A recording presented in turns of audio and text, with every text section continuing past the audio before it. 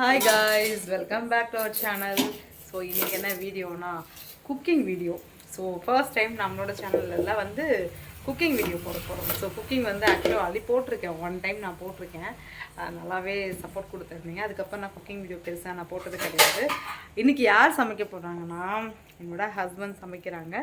So என்ன சமைக்கிறாங்க அப்படிங்கிறத ஒன்று ஒன்றா நான் காட்டுறேன். ஸோ எப்படி இருக்குது அப்படிங்கிறதையும் பார்க்கலாம். ஓகே, அப்பா என்ன பண்ணுறாரு அப்படின்னா, மேடம் நீங்கள் என்ன பண்ணுறீங்க?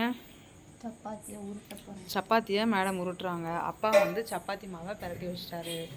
ஸோ இவங்க சப்பாத்தி பரட்ட போகிறாங்க. அப்பா மாவெல்லாம் எடுத்துகிட்டு போயிட்டுருக்கிறாரு. அவர் சப்பாத்தி, இவர் வந்து என்ன செய்ய போகிறீங்க? என்ன செய்ய போகிறீங்க? நீங்கள் என்ன செய்ய போகிறீங்க? வீடியோ எடுக்க போகிறேன்.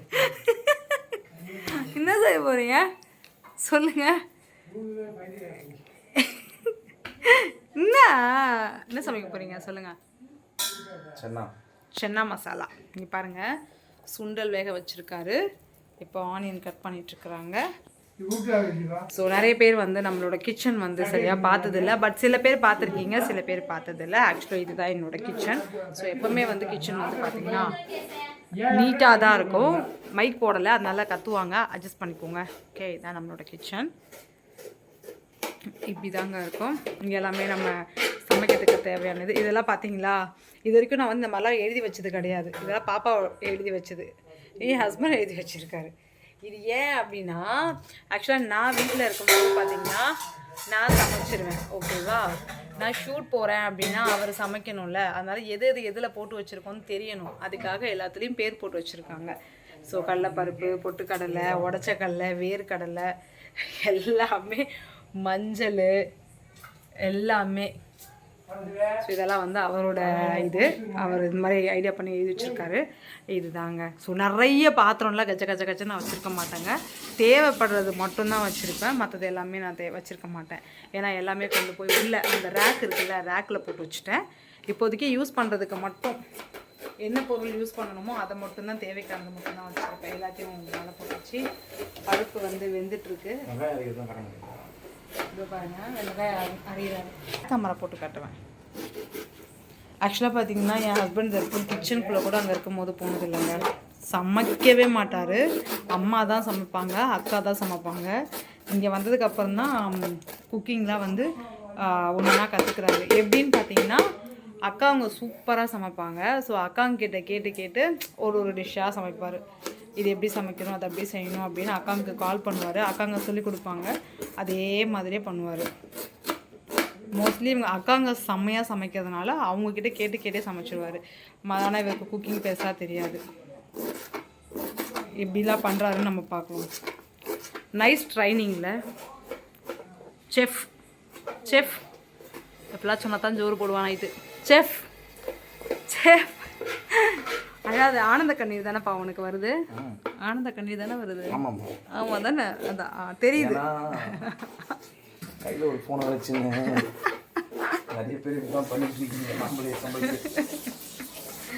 நல்லா இருக்குல்ல, இதுவும் நல்லா இருக்குல்ல. எப்பவுமே நம்ம தாங்க சமைக்கிறோம், கரெக்டுங்களா? ஸோ இந்த மாதிரி ஒரு லைஃப் சூப்பராக இருக்கும். சொல்லுங்க.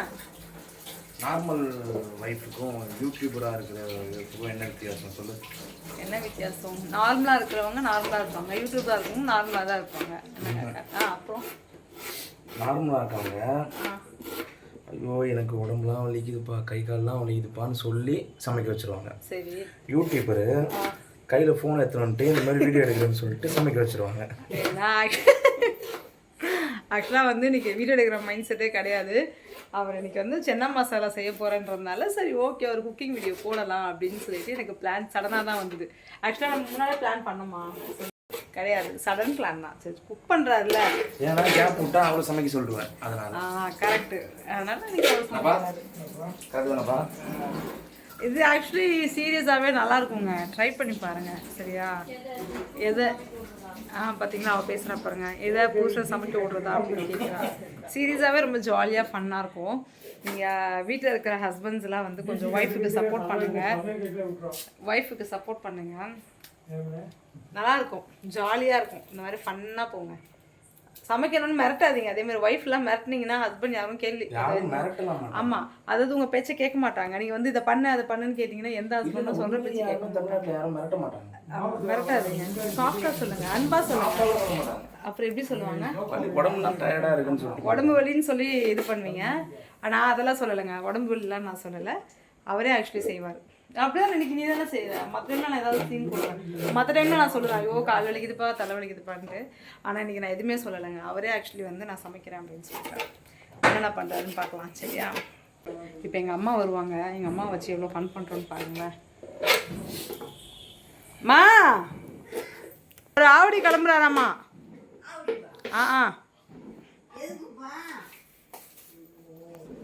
ஆவடி கிளம்புறாராம். நான் சொன்னேன் அம்மா கூட கூப்பிட்டு வரலாம்ப்பா அப்படின்னு நான் சொன்னேன். நான் நீங்கள் அதுவும் கேட்கல. என்னப்பா என்னங்கம்மா?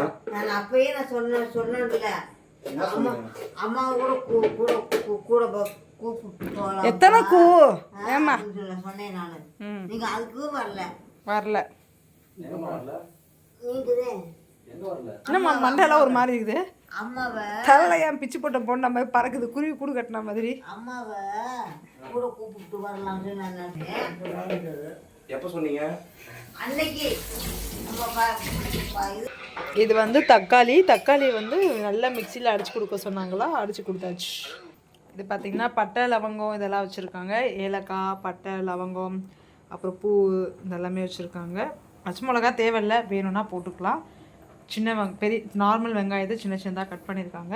தக்காளி நல்லா மிக்சியில் அடிச்சிருக்காங்க. இஞ்சி பூண்டு பேஸ்ட். இப்போ நான் என்ன பண்ண போகிறேன், சப்பாத்தி சுட போகிறேன். இது வந்து சுண்டல் வந்துட்டுருக்கு. இதில் சப்பாத்தி செய்ய போகிறேன். நல்ல குண்டா இப்படி வந்து சென்னா வந்து இப்படி மசிஞ்சுதுன்னு பார்க்கோன்னா இப்படி எடுத்துகிட்டு இப்படி வச்சுக்கிங்க. ஏன்னா ஒரே கையில் வச்சுன்னு வரோம்ல, ஐயோ அப்படி வலிக்கணும் வரும், பிடிச்சிடணும் அப்படி டக்குன்னு. சரிங்களா? எடுத்துகிட்டு வலிக்கணும் வந்தால் கையில் பிடிக்கணும். ஓகே, இந்த மாதிரி நசுக்கணும். அந்தளவுக்கு மசியை வச்சுட்டு நம்ம ஒரு செஃப்பு இருந்தாலும் அதை நம்ம எல்லாத்தையும் சொல்லணும். இங்கே ஒரு செஃப் வந்து இப்போ மாவு அரைச்சிட்ருக்காங்க. இட்லிக்கு கையிலே சுற்றுறாங்க பாருங்க. போட்டு இந்த மாதிரி அரைச்சிடுவாங்க. அப்படிதான். இது வந்து என்னதான் டெக்னாலஜி வளர்ந்தாலுமே இது ஒரு மெத்தடு. இது மாதிரி கையிலே அரைக்கலாம். அரிசி நிறைய போட்டேன், அதனால கொஞ்சம் நிற்கிது. இந்த மாதிரி கையிலே சுற்றிட்டு இருக்கலாம். ஒரு 20 மணி நேரத்தில் அரைச்சிடலாம். இப்படி சுற்றி ஒரு 22 மணி நேரத்தில் அரைச்சி எடுத்துக்கலாம். பாருங்க, பச்சை மிளகா நானாக போடுறது, நீங்கள் போடக்கூடாது. நான் சொல்லி நீங்கள் செய்ய மாட்டீங்க, நீங்களா வேற செய்வீங்க. இது சும்மா நமக்கு தெரிஞ்சது. நம்ம செஃப் தீனா இருக்கார் பார்த்தீங்களா, அவர் நம்மளுக்கு ஃபேவரெட்டு. அவர் தான் நிறைய சமையலை கற்றுக் கொடுக்குற அளவுக்கு அவர் வீடியோ பார்த்து கற்றுக்கினேன். ஸோ செஃப் தீனா அவரை பற்றி தான் கற்றுக்கிட்டேன். ஒரு சிலது chef Amala, chef Radha, chef Padmavathi. அவங்க அப்படி சொல்ல முடியாது, ஏன்னா அவங்க செஃப்பே கிடையாது. அது மாதிரி அவங்க சொன்னவங்களாம் யாருன்னு பார்த்தீங்கன்னா, ஒன்று அமலான எங்கள் பெரிய நாத்தனார், ராதா சொன்னது எங்கள் சின்ன நாத்தனார், பத்மாவதின்னு சொன்னது எங்கள் மாமியார். அவங்க வந்து அதிகமாக சமைக்க மாட்டாங்க, அவங்க என் கூட சேர்ந்தவங்க. ஸோ அவங்களுக்கு வந்து என்னன்னு பார்த்தீங்கன்னா,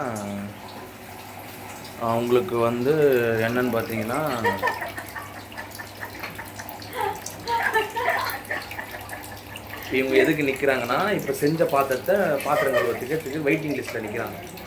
இவங்களுடைய ஒவ்வொருத்தங்களுக்கும் ஒரு திறமை இருக்கும். இவங்களுக்கு ஒரு திறமை. என்ன திறமைனா, ஒரு பாத்திரத்தை செஞ்சு இப்படி வச்சு அடுத்த செகண்டில் கழுவிட்டு வந்து அங்கே வச்சுருவாங்க. ஆக்சுவலாக என்ன பண்ணுவாங்கன்னா, நம்ம வீட்டுக்கு யாராவது கெஸ்ட் வந்தோம்னா கூட, அதாவது காஃபி சாப்பிட்றாங்க அப்படின்னா கூட பார்த்தீங்கன்னா என்ன பண்ணுவாங்க தெரியுமா, பக்கத்துலேயே நிற்பாங்க. ஏன்னா டம்ளர் குடிச்சிட்டு கீழே வைக்கக்கூடாது, அவங்க எடுத்துகிட்டு போயிட்டு உடனே கழுவிடுவாங்க. அந்த மாதிரி ஒரு திறமை உள்ள ஒருத்தவங்க தான் இவங்க தான். பார்த்துக்கோங்க, பரமேஸ்வரி, ரங்கேஸ்வரன் இவங்க தான். இவங்க பாத்திரம் மட்டும் இல்லைங்க, வீட்டில் ஒரு குப்பை விட மாட்டாங்க, ஒரு குப்பை விட மாட்டாங்க, எல்லாத்தையும் வாங்கிடுவாங்க. இவருக்கு வாழ்க்கை கொடுத்த ஜீவன் பார்த்தீங்கன்னா இந்த ஜீவன் தாங்க. பாவமாக இருக்கார் பார்த்தீங்களா எங்கள் அப்பா, இந்த ஜீவன் தாங்க. நடுவில் மாறி இருக்கிற இந்த ஜீவன் பார்த்தீங்கன்னா இந்த ஜீவனுங்க. என்னப்பா எப்படி வந்துச்சுன்னு பார்க்கணும்னா இப்படி எடுத்து கொதிக்கும். அதனால் கை வைக்காதீங்க. சரி, ஃபேன் காற்றுல ஒரு 20 நிமிஷம் கழிச்சு அப்புறமா கை வைங்க. இந்த மாதிரி மசிச்சு வெந்துருச்சு.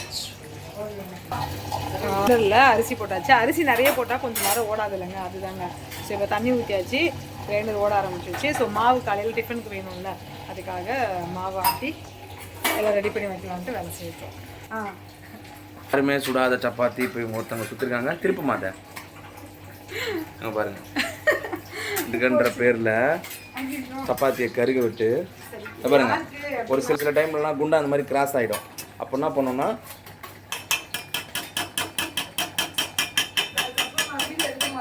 அப்படி தட்டி ஸ்ட்ரைட் பண்ணிக்கோங்க. அதான் மேட்ரு. இந்த அப்படி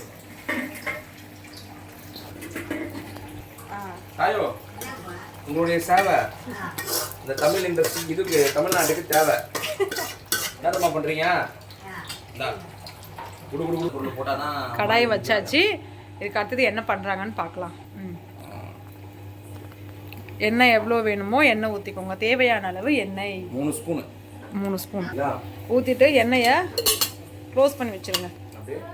அடுத்தது பட்டை லவங்கம் இருங்க, பட்டை லவங்கம் இதெல்லாம் போட்டுடணும். அந்த ஐட்டம் வெள்ளை ஜீரகம். ஆக்சுவலாக சோம்பு வந்து இந்த கசகசால பாக்கெட் கூட கொடுத்துட்டாங்க. ஆல்ரெடி நம்ம கிட்ட சோம்பு ஸ்டாக் இருக்குது, பட் அதை காலி பண்ண சொல்லிட்டேன். பச்சை மிளகா,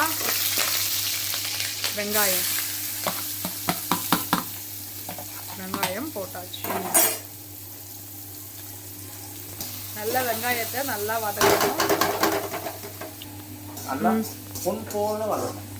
பொன் போல வதங்கணும் வெங்காயம். லைட்டாக அந்த அளவுக்கு வந்தோடனே இஞ்சி பூண்டு பேஸ்ட் நல்லா பொன்னிறம் ஆயிடுச்சு. இப்போ இஞ்சி பூண்டு பேஸ்ட், வெங்காயம் இந்த அளவுக்கு ஆனதுக்கப்புறம்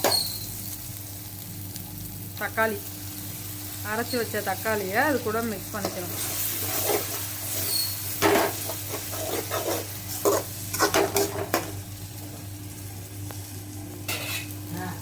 தக்காளி போட்டதுக்கப்புறம் கொஞ்சமாக மஞ்சள்தூள். ஓகேவா?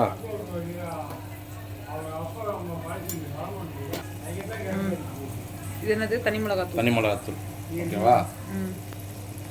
கொஞ்சமாக தனியாத்தூள். நம்ம தனியா வீட்லயே அரைச்சிட்டு தனியாத்தூள் இல்லை, இதில் நிறைய அரையில நீங்கள் கொஞ்சம் அரைச்சிக்கணும். அவ்வளோதான். கொஞ்சோண்டு கறி மசாலா, பாதி சுண்டலை அவ்வளோதான் கழுத்துட்டு இந்த இருக்குல்ல பாதி சுண்டல் அதை நசுக்கி மசிச்சு போடணும். அந்த மாதிரி மசிச்சு போடணும். பாதி முழுசா பாதி மசிச்சு. இந்த மாதிரி ஓரளவுக்கு மசிச்சுட்டு போட்டிங்கன்னா கொஞ்சம் திக்னஸ் கிடைக்கும் இல்லையா, அதுக்காக. ஓகே, என்ன கடை இதில் நான் உப்பு போட மறந்துட்டேன் இல்லையா. இப்போது அவங்க மாவு எடுத்ததுனால உப்பு வீடியோ எடுக்க முடியல, அப்படியே எடுத்து போட்டேன். கொஞ்சம் உப்பு போட்டாச்சு, எல்லாமே போட்டாச்சுங்க.